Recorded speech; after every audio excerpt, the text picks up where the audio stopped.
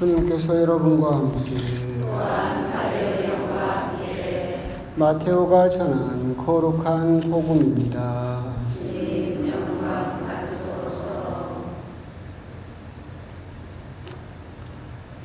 그때 예수님께서 당신이 기적을 가장 많이 일으키신 고울들을 꾸짖기 시작하셨다. 그들이 회개하지 않았기 때문이다. 불행하여라 너 코라지나, 불행하여라 너 벳사이다야.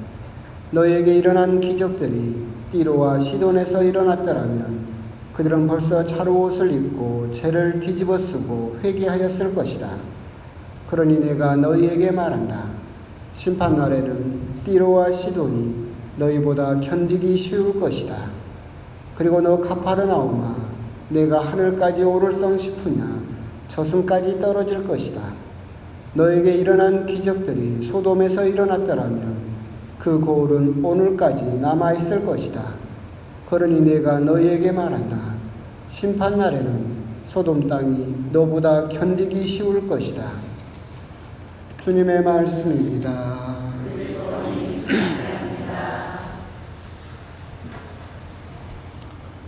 참 예수님. 또 오늘은 또 더운 것 같습니다. 근데 아까 잠깐 뉴스를 보니까 이번 주일부터 또 비가 온다고 하네요. 예보에는 6일 동안 내내 내린다고 하는데 뭐 이쪽 남쪽도 어떻게 될지는 모르겠지만 하여튼 또 비는 또 올 것 같고 미리 또 차분히 또 준비하셨으면 좋겠습니다. 오늘 복음은 예수님께서 코라진 벳사이다 가파르나움, 당신이 기적을 가장 많이 일으키신 고울에 사는 사람들을 꾸중하시는 내용입니다. 차분히 하나씩 다 설명을 해야 된다면 같이 비교됐던 띠로와 시돈은 그 해안가에 있는 이방인 도시입니다. 그래서 이방인들은 구원을 받지 못한다라고 생각을 했었었고, 여기 띠로와 시돈에 있었던 이방인 사람들은 또한 다른 신, 몰록이라는 다른 신을 믿고 있었고, 그래서 유대인들은 그쪽 그 사람들을 거의 짐승 취급하듯이 구원받지 못할 사람이라고 멸시하던 도시였습니다. 소돔은 뭐 다 여러분도 아시는 것처럼 창세기에서 아브라함이 그렇게 살리려고 했었지만 결국은 불벼락에 떨어져서 멸망됐던 소돔과 고모라의 그 두 도시 중에 하나이기도 합니다. 이렇게 대표적으로 유다인들이 생각했을 때 죄로 점철된 도시라고 생각하는, 또 구원받지 못하는 도시라고 생각했었던 띠로와 시돈, 소돔보다도 자기들이 살고 있던 그런 코라진 벳사이다 가파르나움이 더 큰 벌을 받게 될 것이다 라고 하는 거, 거기에 대해서 이제 꾸중을 또 듣고 있는 거죠. 예수님 당시에 코라진은 그 당시에 이제 유다인들의 랍비, 지금으로 말하면 선생님들이죠. 지식층들이 대대적으로 자기 학원을 열고 사람들을 가르치고, 그러니까 굉장히 교육열이 높았고 또 지적 수준이 높았던 도시입니다. 벳사이다는 또 이렇게 그 상업로가 교차되는 지역에 위치해서 굉장히 또 경제적으로 부유했던 그런 도시이기도 하고, 가파르나움은 여러분도 아시는 것처럼 그 예수님이 갈릴레아에서 전도를 하실 때 그 종교의 중심지였던 도시입니다. 심지어는 예수님의 집이 있었다라고까지 칭해지는 도시가 가파르나움이었었죠. 그 세 도시가 그렇게 죄로 점철된 도시보다도 더 큰 벌을 받게 될 것이다. 왜 그런 차이가, 그런 벌을 받는 일이 벌어지게 되느냐 생각을 해보면 간단한 겁니다. 코라진 벳사이다 가파르나움, 예수님께서 수많은 기적을 하셨어요. 병자를 낫게 하시고 많은 말씀을 전하셨죠. 그러니까 생각을 해보면 그런 겁니다. 이 사람들은 예수님께서 오셔서 자기들에게 기적을 베푸시고 병자를 낫게 하고 좋아했습니다. 받아들였죠. 그런데 예수님이 회개하여라 라는 말은 듣지 않은 거죠. 그러니까 예수님 말씀이 왔지만 예수님 말씀을 가려들었어요. 나한테 듣기 좋은 말은 받아들이고, 아니 기적이 일어나고 병자가 치유받고 얼마나 좋은 일이에요.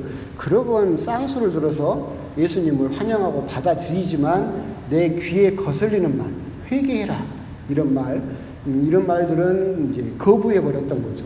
그러니까 예수님의 말씀을 가려서 자기가 듣고 싶은 것만 들었기 때문에 이런 결론이 또한 나지 않았나 그런 생각을 합니다.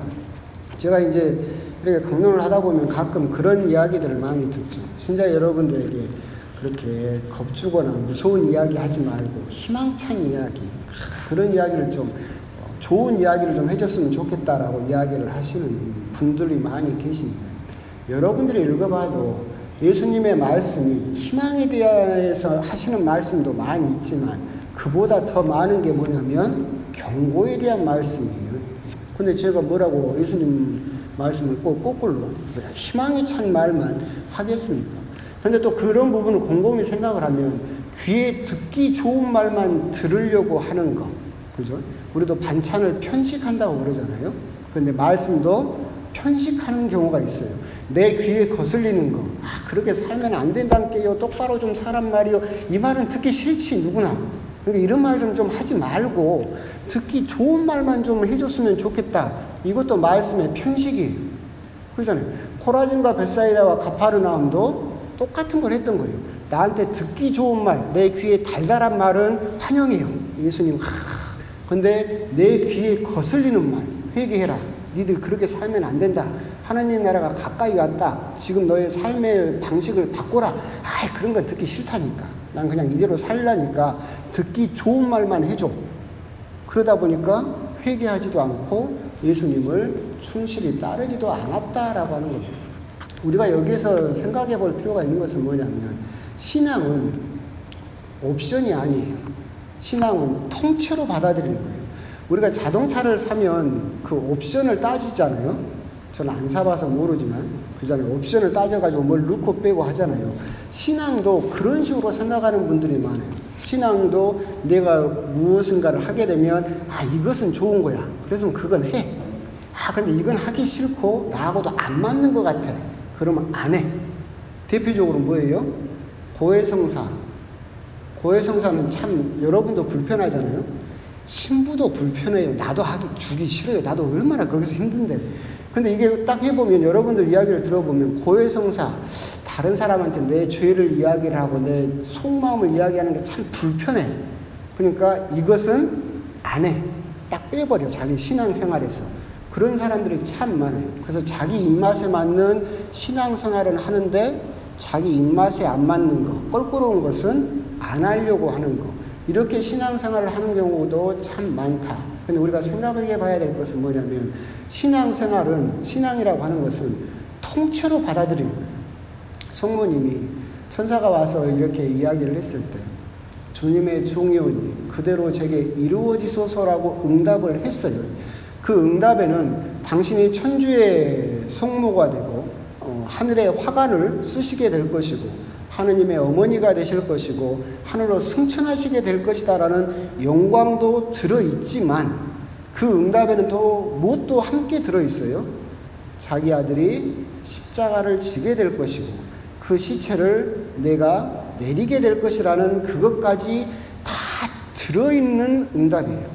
신앙은 이것은 싫으니까 이건 빼고 내가 좋은 거 이것만 내가 하겠다라고 마치 자동차를 살 때 옵션 넣고 빼듯이 그렇게 할 수 있는 것이 아니다. 내가 하나님께 응답을 했으면 그 전체를 통째로 다 받아들이는 것이 신앙생활이다라고 하는 것, 그런 부분에 대해서도 생각을 해볼 필요가 있습니다. 그런 면에서 저번에 프란시스코 교황님께서 당신 강론에서 그런 이야기를 하신 적이 있어요. 풀타임 그리스도인이 있고 파트타임 그리스도인이 있다. 이렇게 구분을 하셨어요. 파트타임은 뭐예요? 어떤 특정한 시간, 특정한 장소에서만 그리스도인이에요. 그러니까 예를 들면 주일날 오전 10시 30분부터 12시까지 성당에서만 그리스도인이야. 그 미사 끝나고 나가면 뭐예요? 그리스도인 아니야.